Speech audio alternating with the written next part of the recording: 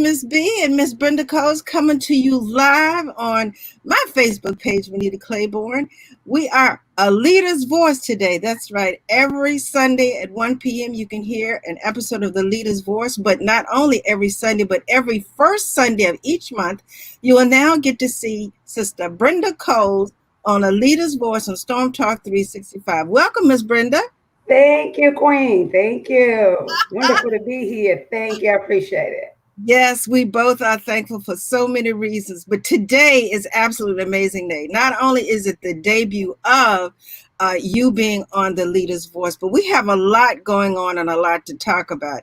In case this is your first time joining me, this is Ms. B, positively Ms. B, with www.stormtalk365radio.com, where you can find myself on all other podcasters to help you to talk to the storms in your life. I'm also the CEO of Storm Radio 24/7, where we talk about business, arts, education, and much more. But today we are on Storm Talk 365, where we have a leader's voice, where I invite different people from different areas of industry, social activism, to talk about different situations and circumstances, give their opinion, and offer words of encouragement. So today, I call her Sister Brenda Coles, has graciously blessed us with her presence to talk about not only being the president of the Richmond chapter of the National Action Network, but what's going on in the Richmond, Virginia area, different cases that she's involved in, and how we should conduct ourselves accordingly.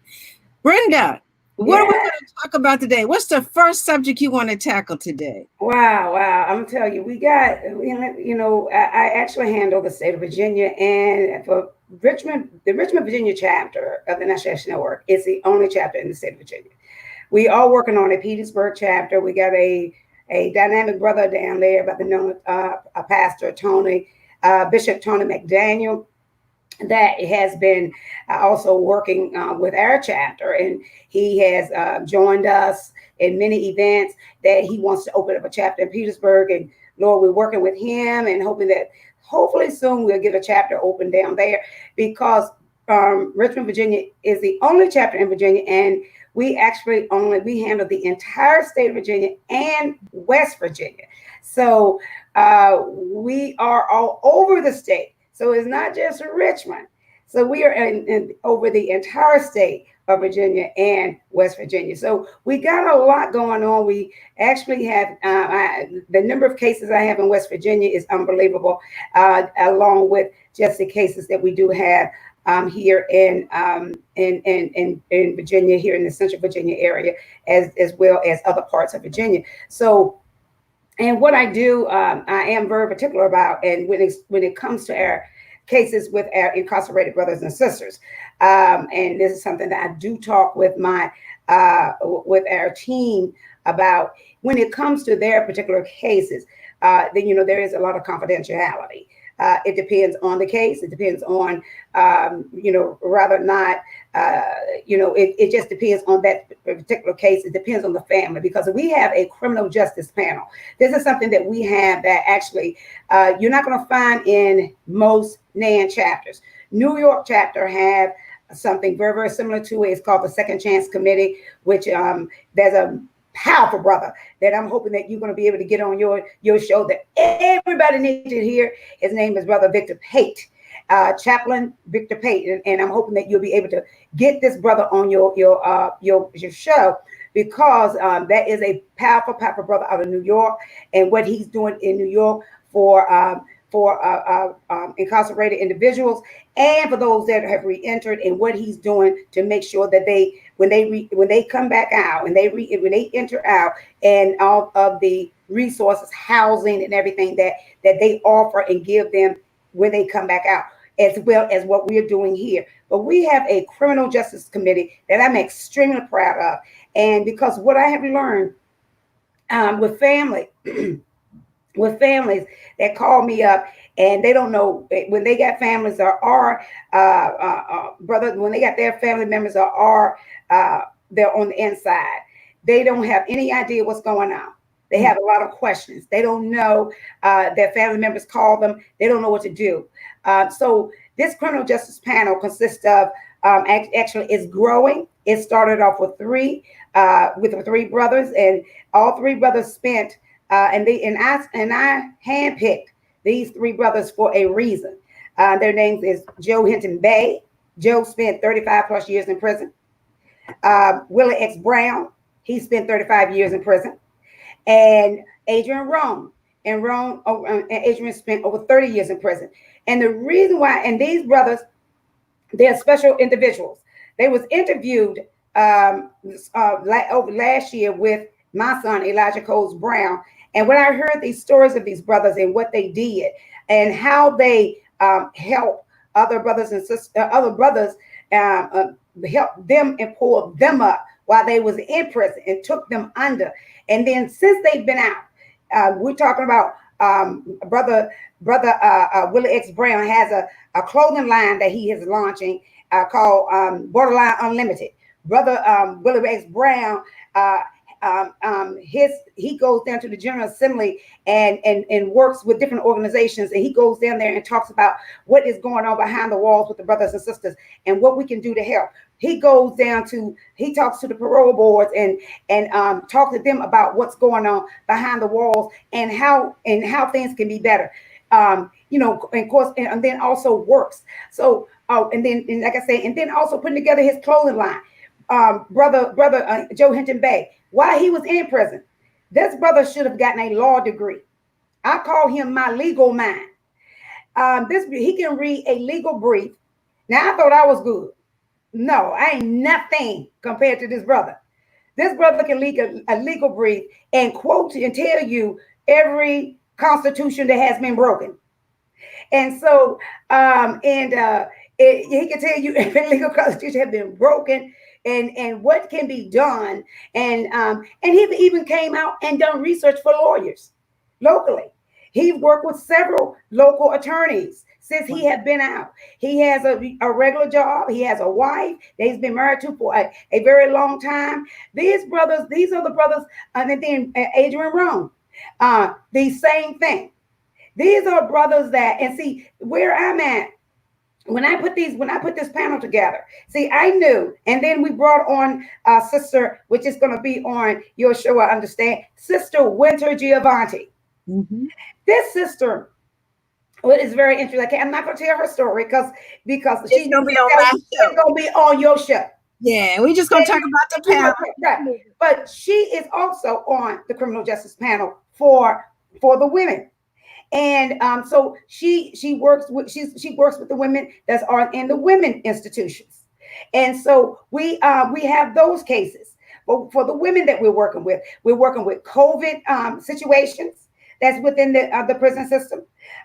So we are working the whole entire gamut, and see, this is where I see, and this is where I see, and where the legal system, we talk about the police unions, we're talking about the police chiefs and the police officers are missing a this is their opportunity to see that when you got brothers, and there's a lot of them, when you got brothers that are now returning citizens, and they're doing these magnificent things like this, talking to youth groups. They have organizations. Brother Joe also have a youth group called USEF, and it's a mentoring group for youth. Okay, when you got these brothers that's out here that's doing these magnificent things like this is when the police officers, instead of putting these brothers down, because all of these brothers was under they was all under Brother Vincent Martin. Vincent Martin is actually got all of these brothers. All of them. We got to talk about Vincent. We got to talk. I love the panel. Let's talk about Vincent. What's going on with Vincent? What's going on? Well, like I say, we right now, Brother Martin, he called, and as for we're going to get into this part a little bit later, or maybe on a little bit later, or on another show, because I do want to go in detail.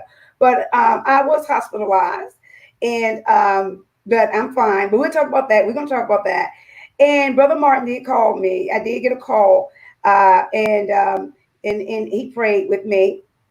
in the hospital. And he told me he was in good spirits.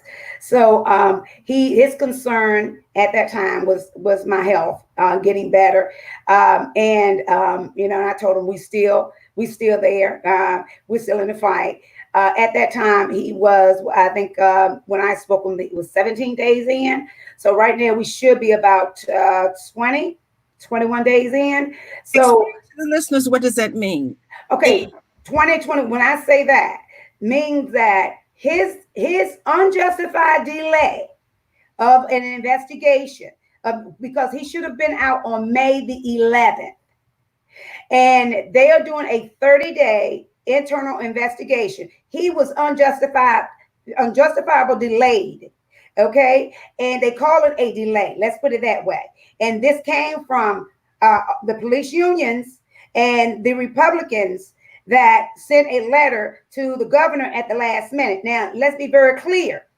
The governor is the only person that could have done that, and they delayed it, but the governor kicked it back to the parole board. Now, I want people to understand one thing. Okay, when the parole board is the law, it's the arm of the law. Okay, so when you have a parole board, that is the members are appointed by the governor, and it is the arm of the law. Okay, well, the police unions, the police unions, the officers, the chiefs, they need to follow that law. These are capable people that do a extremely thorough investigation. It is not just to say, oh yeah, okay. No, they do extremely thorough investigation before they make any decision. So when that decision is made, then that decision is made. And when you make a decision that I'm going to pick and choose who I'm going to go after if I don't like your decision, and that's basically what the police unions did with the chief of police of the city of Roanoke. I'm sorry, excuse me, for the chief of police with the city of Richmond, the chief of police with all these chief of police that spoke out and went against the parole board and did not want Brother Martin released. Even Richmond City Commonwealth Attorney Collect McKeachin, and asking for an investigation. What investigation else? What else did you need? That is a part of the law. I got to ask you a question, because a lot of people out there want to know, what is so special about Brother Martin that they don't want him out? What was his original charge, and why don't they want him out? Well, his original charge was, supposedly, allegedly. Yeah, here we go. Allegedly shooting a white police officer in 1979. Okay, we're talking about Richmond, Virginia in 1979. Now, what we have learned because of and I'm glad they opened it up. They opened the box. We investigated the box. Well, now we got a lot of questions, and they're gonna have to answer it. But because that was the alleged charge, this man spent 41 years in prison for a crime that now it appears that he didn't even commit. Because, first of all, there are documents that was withheld from his own trial that he didn't even know about. That he did not even know about. Okay, the person that shot, the person that shot, that supposedly shot this police officer is 6'5". Well, Brother Martin is 5'10". That's a big difference. Yes, 6'5". So, and like I say, and Brother Martin, when I spoke with Brother Martin after this new evidence surfaced, Brother Martin said to me, he said, Miss Brenda, I spent 41 years of my life in here. I had no idea about evidence being withheld out of my case. Because the lawyer that he had withheld evidence. The lawyer that he had was disbarred. I have a question too, and we're gonna move on to something else. But they don't want him out. he supposedly committed a crime that now shows that they have evidence that he probably did not do it. Right. When we talk about these injustices, it's not just Brother Martin. The Richmond chapter, or NAN in general, they handle individuals who are in these types of situations. Is that correct? That's correct. Now, I may be opening a Pandora's box, but is there a situation where a particular law enforcement officer posted something on his personal Facebook page that was untoward, that could possibly cause other people bodily harm, a false statement? Well, absolutely, you're not opening up any Pandora box, because see, this is just it. Facts are facts. Mm-hmm. And I'm going to speak specifically on facts. Yes, absolutely. Bob Matheson, which was a candidate for sheriff for Henrico County. This is facts. I have the post on my Facebook page, because when I saw it, I was so sickened when Vincent Martin was paroled. He was not out of prison. He was paroled. And when I heard of different police officers and what they were saying, and a lot of the connections that I have, and a lot of people that I run into, and the business that I work in, actually a lot of the clients are actually police officers and detectives, and different things that actually is repeated. Now, don't get me wrong, because everybody is not in agreement. Everybody's just not in agreement. They may not say anything. I call that being complicit. But they are not. Yes, they are. They are complicit, but they're not in agreement. So I just started looking at people Facebook pages, and when I ran across Bob Matheson, which was a candidate for Henrico County Sheriff, and on his page he had a picture of Brother Vincent, and it said a cop killer on the loose in Henrico. My mouth dropped. So I sent him a long message. Well, I went back in about maybe a couple hours later. They deleted it out, what I said. So I said, okay. So I screenshot it, put it on my Facebook page, and then rewrote what I wrote him and then more. So by that way, you can't delete it now. It's out there. You said it. You can't take it back. You was a sheriff. You are a Henrico County police officer. You need to be fired. You don't need to be working on anybody's police force if you did that, because the bottom line is this. And see, this is exactly what I've been talking about for now. Let's think about this. I've been talking about this over a month now. I've been saying in all of these posts what this man did. He has put a target on the backs of any black man that resemble Brother Vincent Martin across this state and beyond. He had put a target. If Brother Vincent Martin was, first of all, let's use the word loose. Okay. He was. Loose. He was loose.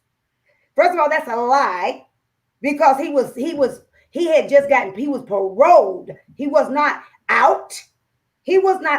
And I'm still looking at the word loose. When have the word loose been used when it comes to black people? We're on the run. Slavery.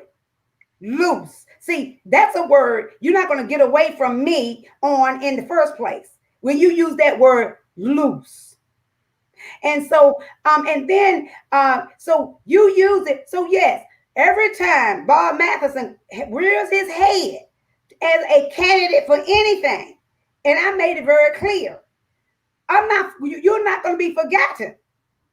So that's going to come up. every time you rear your head to ask for a black vote. Now you gonna have those black folk. Because I already, I don't hear black people. He's not racist. He's not really. Really? Okay, that's fine. If that's your opinion. You got your opinion, I got mine. I'm going by fact. I'm going by what I see.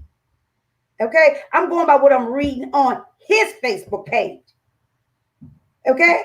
I see. And I had to ask the sister. Who? The sister that want to say he's not racist. I had to ask her, why are you speaking for him? Where is his balls? You ain't got to speak for him. Let him talk. See, just like I said, in my post, turn the light on. What do roaches do when the light is off? Oh yeah, they do their dirt in the dark. But when the light turns on, you don't see them bad boys. They scatter. That's exactly what they do. And see, once the lights got turned on to Henrico County, the city of Richmond, they scattered. And let me tell you what they did. Then they went on up to Roanoke. They got this joker out of Roanoke to make a comment in the Roanoke Times. Well, guess what? That's my home area too. So you got somebody else up there to make a comment. Well, you couldn't get wet. Well, what did they do last week? And then they went to Fredericksburg and got a comment in the Fredericksburg paper. Well, guess what? That's Open Chains area. See, yeah, that's Open Chains area. So they ain't slick. They still working behind the chain. And then you got the NAACP. See, this is what kills me with the NAACP. Then you got the NAACP. They see all this mess going on, and they willing to let. And then because the city chief, the Roanoke City Police Chief, came out denouncing what happened to Brother Floyd, George Floyd. Don't insult us. Don't insult us. You ain't denouncing Jack. You don't care about Brother Floyd. And then you got Henrico County police chief. That he didn't. If you read what he said, it ain't even under denounce. It's not. No, it's not. And you know what? And I had to blast. I had to go back and put him out. Because people are not reading between the lines. And this is where we as Black people got to get smarter. Okay. And then you had the FOP come out. Well, guess what? It's a smoke screen.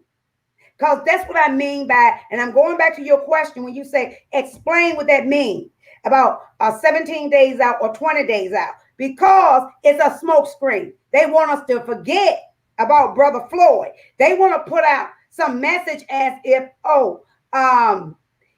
they want to put out a message.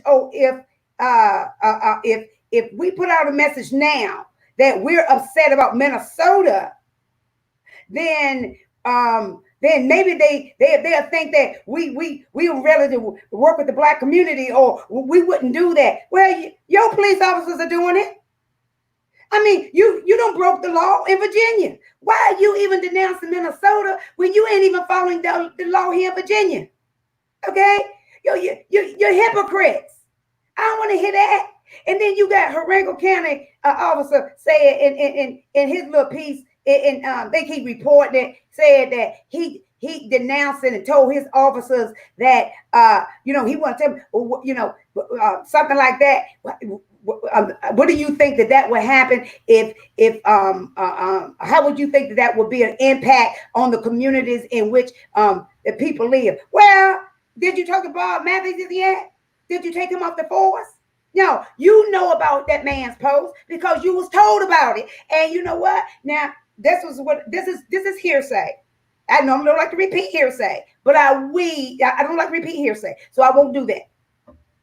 I will say he was told about it. I was told he knows about it, but he's not going to do anything about it because it's his personal post. Now, that's what I was told. I don't know if that's true or not. I'm just saying. But let me ask you something, Brenda. I mean, you've covered a lot of territory in different precincts, but even if it's a personal post, they have guidelines for conduct. Is that correct? Oh, absolutely. Absolutely. I don't care if it's their personal post. If you feel that way, you should not be on the police force. Chattanooga, Tennessee, chief came out and said, if you think it was okay, turn your badge in. Goochland, Goochland even came out and said it yesterday. Goochland chief, basically, Goochland County, Virginia. and basically, you're saying one of the counties who've been known to be partial, impartial, crazy toward blacks, he even came out and said, He "Okay, even said it. let me You ask you. can't work for my department, and he changed the mission. Let me ask you something, and then we're going to move on. As far as Henrico and Richmond County, and all these other precincts, because we are in Virginia, do you think that a lot of this trouble is being caused by people being bussed in, and the local departments know that it's not instigated by all blacks and they're just not doing anything about it? Um, I can't answer that question. I will say that one thing I have done, I put a message out to all of my members that I want them to be vigilant, and that we have already gotten word that first of all, a protest is not a peaceful protest is not violent. That's not what you do. That's not us. That's not what we're about. We are about peaceful protesting. I told them be very careful when they are going out to a protest. Anytime that even with me, when I want to do any kind of press conference or even I want to do a protest, I actually talk directly to, and that's what I did when I was originally going to set one up. I went directly to the sheriff department, talked to them, went in specifics, gave them paperwork, and we talked over the phone several times before it just didn't happen. But because I like to do things decent and in order. And however, I do believe, and it has been reported that you got those that want to make the peaceful protesters look bad. So I believe that. I believe with all my heart. You got the peaceful protesters. Then you got those that want to make the peaceful protesters look bad, and they're going to come in, and they're not a part of the black community. I don't believe that. Now, I think it's fantastic for those, the white people, people of different nationalities. I commend them for standing with black people on this, because you got a lot of them out there, and I know white people that are sick and tired of this just as much as black people. Elijah's best friends are white. And they travel with me. I mean, they on trips with me. I'm serious. I know their parents. I know that they are sick and tired of it. I mean, I know that, so I wouldn't sit here at all and say all white people are bad people, or I'm not even sit and say all police officers are bad police officers. But the problem is you got so many of them, you can't take out which ones, you can't distinguish which ones are good and bad. That's a problem. And then but on the same token, I do believe that you're gonna have some. Now this is my personal opinion. My personal opinion. I do believe you're gonna have some white supremacists, and you're gonna have some skinheads that's gonna mix themselves in there because you got these masks on, and they're gonna start stuff to make everything look bad. That's my personal opinion. Well, it has some articles have come out, and of course, people don't want to believe it. They want to believe that they're doing all of this and nobody's instigating. But some people are easy prey when their emotions are already high and they just need somebody to lead them. Yeah, man. So I'm going to kind of segue a little bit. First, I want to ask you, especially being the president of NAN in the Richmond area, when we talk about the difference between protesting and just violent rebellion, to go out and hurt your own community financially. Um, have you noticed that in all of these situations is always the big cities? Does that mean that the little cities don't care? But it seems like it's always major cities that have these flare ups. And what's causing them to flare up? Somebody's coming in and instigate. So my thing is, I don't taste every flavor of Kool-Aid, but I had to look at this. It started with Ferguson, especially. Now, if it's only the big cities that the economy is disrupted, people's lives are disrupted, why? Because they want to get the most visibility and the most impact. So they go to the big cities. And then people who are already emotionally high, like here in Richmond, they went out and couldn't turn the bus over, so they, you know, put it on fire. There are a lot of things that people just need a reason to act ugly.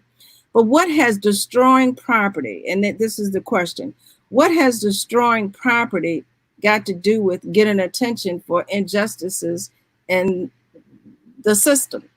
How is that? I don't get it. It has nothing to do with it. Matter of fact, it hurts. It makes it worse. It has absolutely nothing to do with it because see, then that's when the message becomes tone deaf. You don't hear it because the peaceful protests that that I can tell you right now, probably 90% of the people or 80% of the people go out there and and their intentions are just to be heard with their homemade signs that and they're walking because they just want to be here because they're tired. And like I say, with people that don't understand that we are tired of hundreds of years of being beaten. And so those peaceful protests, those peaceful protesters out there are, and then you got those few people that's coming in and they're mixing themselves in. And then when you got police cars on fires or buses on fires, that has absolutely nothing to do with protesting, and that's a violent act. That's a criminal act. It has nothing, absolutely nothing to do with the message that you're trying to send. It has absolutely nothing to do with it. It shouldn't be happening. That's not something I condone. And that's why I sent messages out to all of my people that, if you're out there or you're going to go, just be vigilant because that's not what we do. That is not a protest. If the message is, if make sure that you're out there for the right message. Don't get tied into the emotional piece of it because you do have people that are very emotional. And I said in one of my Facebook posts, people are not going to understand the anger. You're going to let people don't understand the anger. I understand the anger. I don't agree with it, not one bit. I understand it. I don't understand. Like I say, I don't agree with it. I don't condone it. I don't understand it. But no, burning stuff up, burning up the community. Now, one thing that I did see on MSNBC, I believe you had a camera caught some individuals in a whole new section, in a whole different section. This is where they're saying they know that people was coming in from the outside in a whole different area, tearing stuff up, and they wasn't even near where the protests were. We have a question from Calvin Logan. Um, do you believe that protesting is making a difference? That's number one. And then he said it's because protesting seems like it's not making any difference. And has anyone thought about economic protest and voting protest? Well, that's a great question, Calvin. First of all, there is an economic protest coming up, and that's going to be on July 7th. It's called a blackout. So absolutely. We got some major black dollars that we need to stop spending. That is a day that we're asking everybody, don't shop.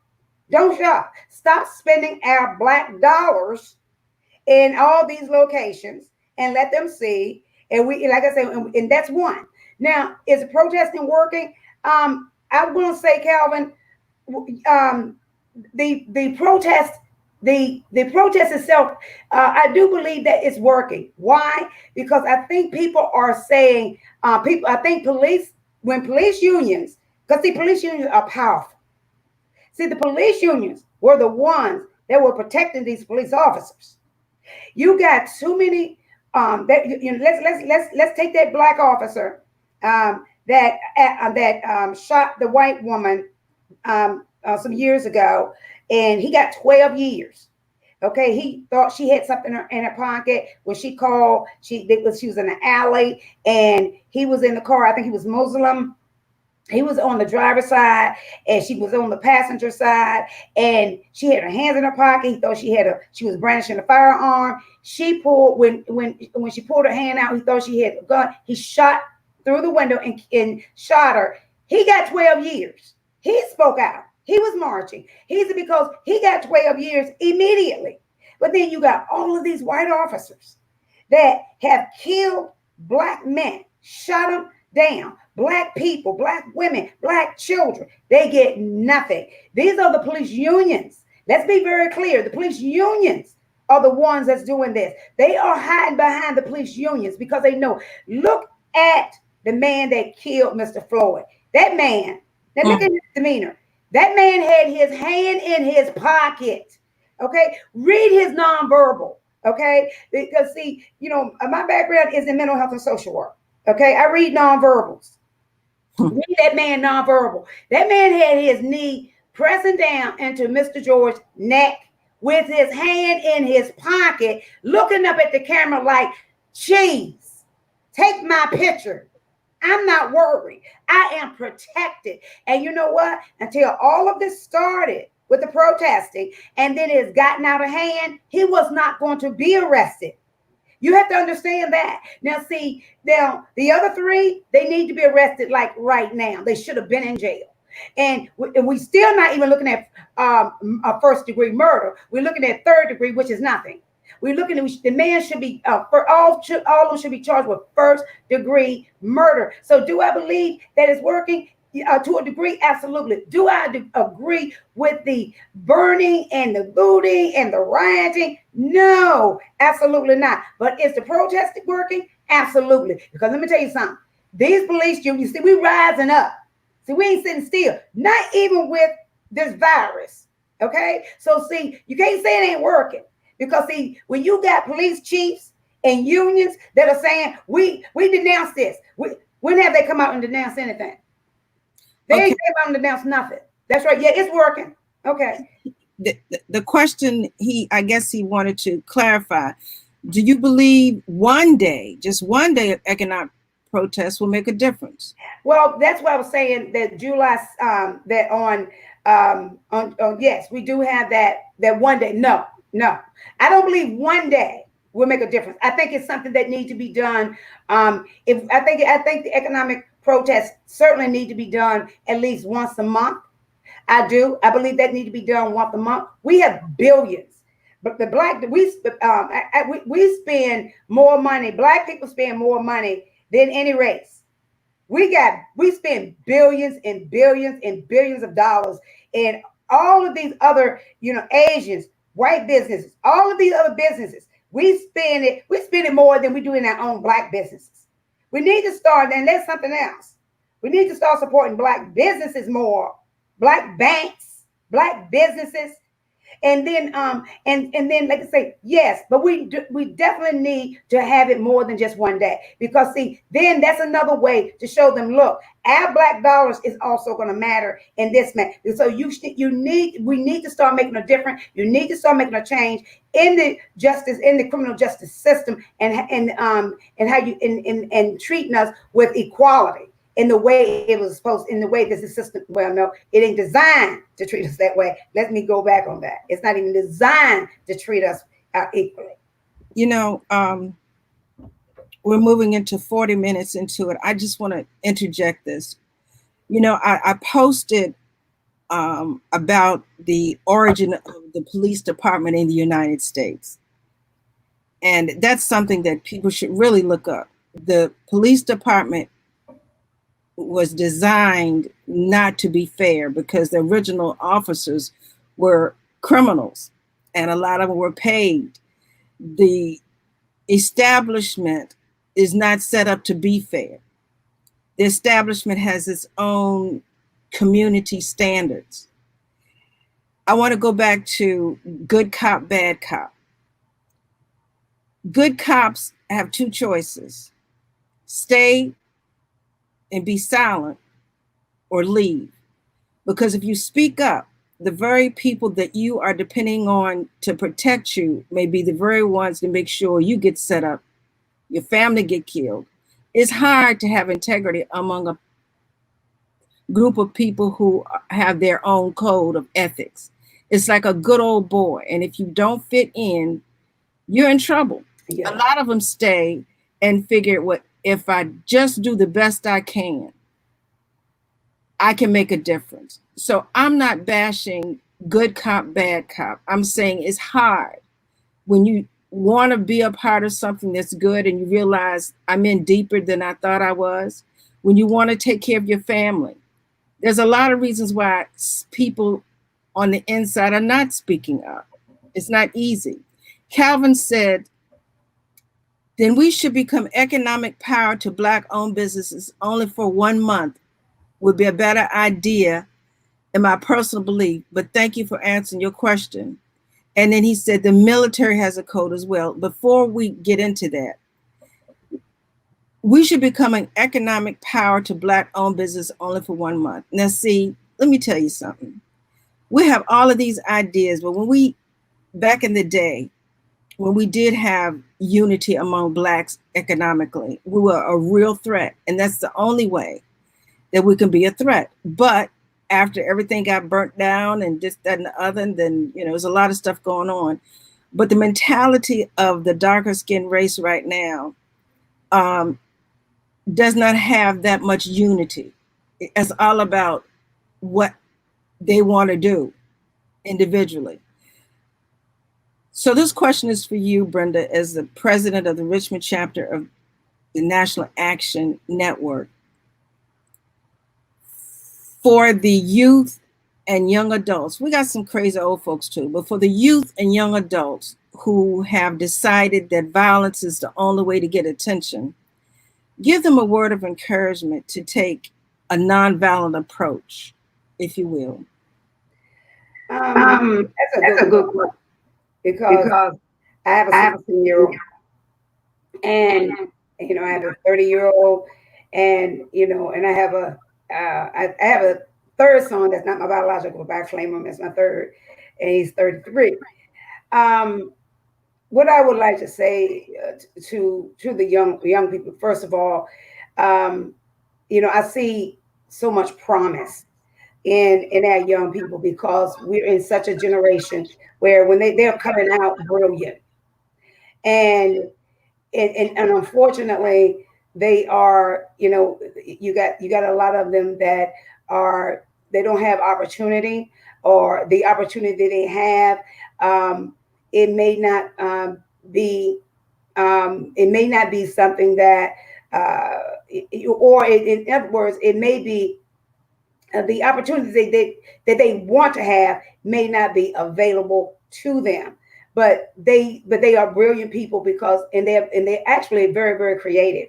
I encourage them to take that creativity and that brilliance that they have, because I can't tell you how many smart and brilliant young people that I talk to and I run into on a regular basis, and not to allow that to turn into anger, because you feel like this is something I want to jump on, because a lot of times you do want to feel, you do believe that you just want to be a part of something, instead of being able to stand back and say, if I become a part of that, then this could actually ruin my life or my career, or even if there's something later that I may want to do, that if I become a part of that, especially if it's something criminal, and because hopefully you do understand the difference between right and wrong, and you want to step back when you see that there is a wrong, and say, I don't want to have anything to do with that. I just want to encourage you to take that creativity that you have, and and rather not, I know right now with COVID it's very difficult not being able to do everything, like going to the library, or there was a lot of things that we right now that we cannot do. But on the same token, if you do decide to get involved, which I think it would be awesome for you to get involved with civil rights organizations such as NAN, because we always got spots for young people. We always got wonderful things for young people to get involved with. But and it's constructive, and you want to, and we want you to understand about the history, because one thing that I have learned with a lot of with a young black people, they don't get any further than Dr. Martin Luther King or President Barack Obama, or former President Barack Obama, and it's very sad because you don't know the histories of some of our other greats. And so those are some of the things I would like to see a lot of them getting involved with, because if you did, then you understand the power that you have within inside of you. You got the power, you have the knowledge, but you don't have to be a follower. You don't have to be a follower. Now, a leader is also a follower, okay? Because a leader does not have to be in the front all the time. A leader is also going to be in the back, okay? A leader, but on the same token, I just want young people to understand that you don't have to. You take what you have, and you take rather not you have a book at home. Sit at home, you read your book. Rather it's over and over. You got everything right at your palm when you have a phone. Everything right at the palm of your hand. Now, before we close, I want to get back to the economical impact on not just the community, but as a whole. COVID has done some damage globally. The Black community, the Mexican community, the lower income community, especially. So here we are wanting to get attention to injustices in the legal system, racial injustices, police brutality, but we want to get attention by by creating more economic imbalance by saying don't spend money for a day, don't spend money for a month. Is there any other way we can get attention besides hurting an already hurting economic situation? Well, we're not saying what we're saying is, when we're talking about not spending money for that day, okay, we're saying what we're saying is, because our black dollars, okay, because we're not being respected as black people, because we are dying at because black people are dying at high numbers of rates by police, okay, and and the criminal justice system doesn't work for us, okay. So we're saying that, and then you have all of these businesses that benefit off of us, okay. So we're saying, no, we're gonna have a blackout, okay, because we want you to understand that our black dollars are sustaining you, whether you realize that or not. Because see, if we're not spending our black dollars in your business, whether you realize it or not, you're not going to sustain. If we stopped just one day, it's going to make a difference. You're going to be able to see a difference. Now, is everybody going to do it? No, trust me, everybody's not going to do it. But what we're just saying, and then sooner or later, hopefully, people will catch on to it to understand what the message needs to be. It's just to let people know we are asking for government to understand that there needs to be a change in the way that we are treated by the police. That we are tired of dying.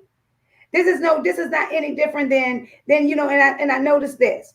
I don't know if you saw where those police officers stopped and kneeled. Those police officers stopped and kneeled. Now, what was any difference? Okay, they stopped and they finally kneeled. Okay, that was a great thing. But what was any different when Colin Kaepernick did it? Because he was tired of seeing black men die. Just don't start me. This is your show. Okay, so what I'm saying is, it's a moment that black people needs to stop. And we're gonna say no. We're gonna stop. We're not gonna give you a dollar because this is gonna be the day that we all gonna kneel and we're gonna keep our own dollars and we're gonna go and we're gonna spend it in black businesses or we're not gonna spend it in white businesses. This is our kneel day. That's all. This is our cabinet day. That's all. And then we're gonna kneel that day. So see, when businesses say, "Well, dang, ain't nobody been in here today," and I got employees to pay. Okay, I got to play employees. I got to lay you off because ain't nobody been in here today. And I hope this don't happen every day. Okay, because if this happens every day, I'm not gonna have a business. Because I get a lot of black people come in my business, especially these little corner stores, and that's not even owned by us. They're not owned by us. Okay, these supermarkets, they're not owned by us. No. So no, that's what I'm talking. That's what we're talking about. Now, like I say, everybody's not going to do it because you got a lot of people that still don't even believe that there's no such thing as racism. You got black people that still believe that. Before we leave, we're right into 51 minutes. And so you're saying the best way to get attention to injustices, not only to the blacks, but for all injustices, is to make an economic presence. Oh, absolutely. Absolutely. So there's nothing else we can do besides take the dollar away. Well, no, there's a lot of other things that we can do. But what I'm saying is, that's something that has been talked about for a very long time, especially in Black radio. That's been something been talked about for a very long time. Is that we need to start taking away our black dollars. And so when I did see that there is a blackout day coming up, that's one of them. That's a major step. And what date is that? That's going to be on. It's I think it's July the 7th. I will get that information and for you, but I think it's July the 7th. Nationwide? Nationwide. Okay. It's called a blackout. Okay. And I have sent it out on my Facebook page. I will resend it, and so that we'll be able to post it. So, but it's going to be a blackout day. And it's just like, that's just, look at it as, that's a Kaepernick day. That's that kneel day. I'm kneeling. That's all. I kneel that. That's all. Because see, we got to start speaking. Let's say, for instance, when we got these media outlets that don't speak about us, okay? Because I'm noticing some of the language. Let's start tuning their stations out and going to another station. What are they going to do? What are their advertisers going to say? Okay, you see what I'm saying? What are their advertisers going to say when a lot of their stations, when we start tuning out of their stations because their language towards us is so negative? But then, because I'm noticing some of the local channels, I'm listening to all the language on the local channels. And we got one particular channel that the language about us is going negative. Well, I don't watch TV. I haven't watched TV in years, so that. But I listen to the language. I listen to the language when it talks about us, and when it talks about us, they go negative. The other two have not. But this is one local channel, and then I'd be able to write down some quotes. And when we talk about it, I'll bring it up because I don't have a problem. And see, we start tuning them out and telling people stop watching those channels. Let those advertisers start pulling away from them. See what happens. When the advertisers start pulling, what they got? That's right. See, this is what we're talking about. This is economic impact. So you got people that got jobs, they're gonna lose their job because the channels can't. What you gonna do? What you gonna do? You need everybody. You need everybody tuning in. You don't need just a few people. Speaking of tuning in, as we get ready to close, let's go back to Henrico, Richmond County, and all these elected officials. When they're running for office, they need every vote. They don't look at black, white, they look at the numbers. But once they get into office, all of a sudden, they got shades on and they can only see bright colors. They can't see the dark colors. They forget that they're supposed to represent everybody. But once they get in there, it's all about them and their kind. So I think another way for me would be to encourage people to look at the candidates before they stand behind them. Oh, yeah.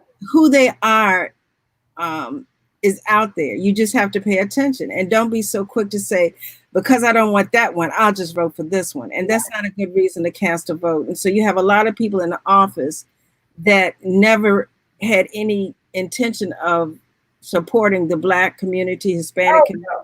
They just wanted to vote. And now, just like that, I think it was a mayor or governor that said, I don't see anything wrong with what they did. If he could breathe, he could talk, he could breathe, but he didn't feel that way when he wanted that Black vote to get him in office. But now it's like one person said, oh, I'm glad he's gone. I hope he didn't breed.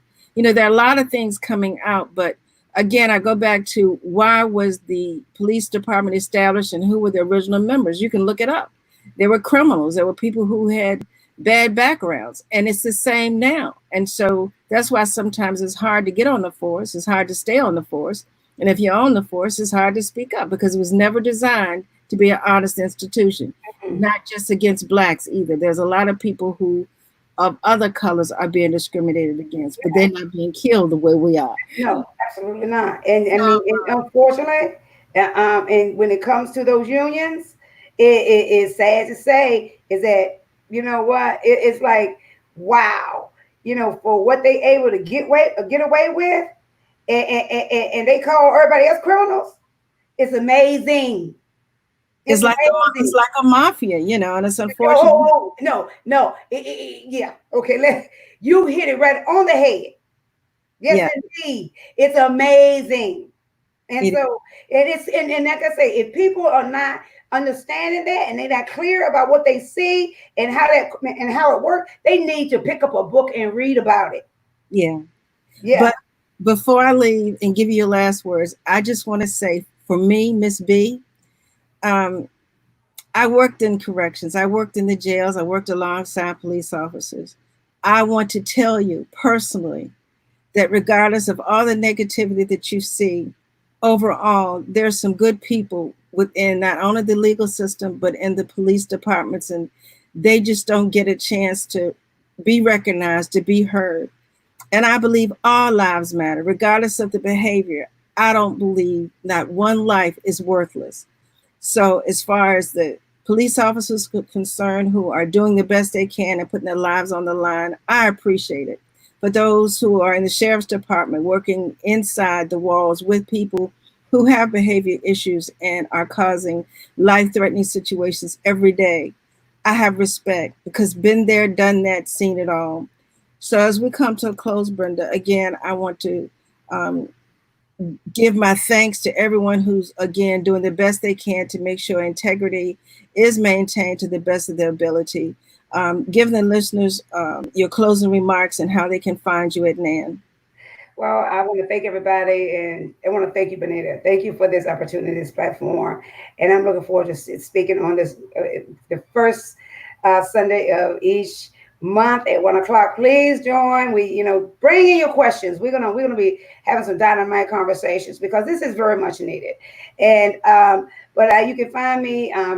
Under the Facebook, you can go to the Richmond chapter of the National Action Network Facebook page, or you can email me at richmondva.nan@comcast.net, or you can give me a call at 804-426-6308 if you want to get involved. We're always looking for people. We got plenty of space for everybody, but we got a lot of work to do. We are very genuine about what we do. We want to help everybody, and we just want to make the place a better place to live. It's not about going against people. It's just about holding people accountable, not going against people. We want to be able to work with our government. But first of all, our government got to take responsibility for what they do. And just like we have to take responsibility for what we do. And so that we all can work together because we want our children to grow up in a world where they can feel safe. That's what it's all about for me. I have my 16-year-old. I'm terrified when he walks out the door. And like I say, because he has been threatened by Henrico County Police. Officer Vitek. That was years ago, and he was their Time magazine for it too, and nationally for it. And so, like I said, why? For no reason, because he thought he could. And so, but like I say, and it's no need. Our children don't need to. Our children don't deserve that. So this is what we just got to change. And this is all I want to see. And I want to see it not just for our black children, but even our white children, and any other nationality, our Asian children, our Mexican children, everybody, and everybody is welcome. Doesn't matter what race you are, you're welcome. I have all races in my Richmond chapter. So please come join us. You are welcome. And thank you once again, Benita. Not a problem. All right, everybody, you've just heard from Brenda Coles, the president of the Richmond chapter of the National Action Network, founder Al Sharpton. They have different chapters all over the United States, but Brenda is representing not only Virginia, but West Virginia. So if you want to get involved and get involved positively, please look that up. This is Ms. B, Positively Ms. B. I am with Storm Talk 365 Radio, where we encourage you to talk to the storms in your life. No matter where you are, where you live, what your beliefs are, you deserve to have the opportunity to be encouraged and motivated to grow spiritually and to take accountability for who you are. Again, that's www.stormtalk365radio.com. A leader's voice coming on every Sunday at 1 p.m. First Sunday of every month. Miss Brenda Coles will be your guest. All right, everybody, have a blessed day, and thank you so much for joining me. Bye-bye. Bye-bye.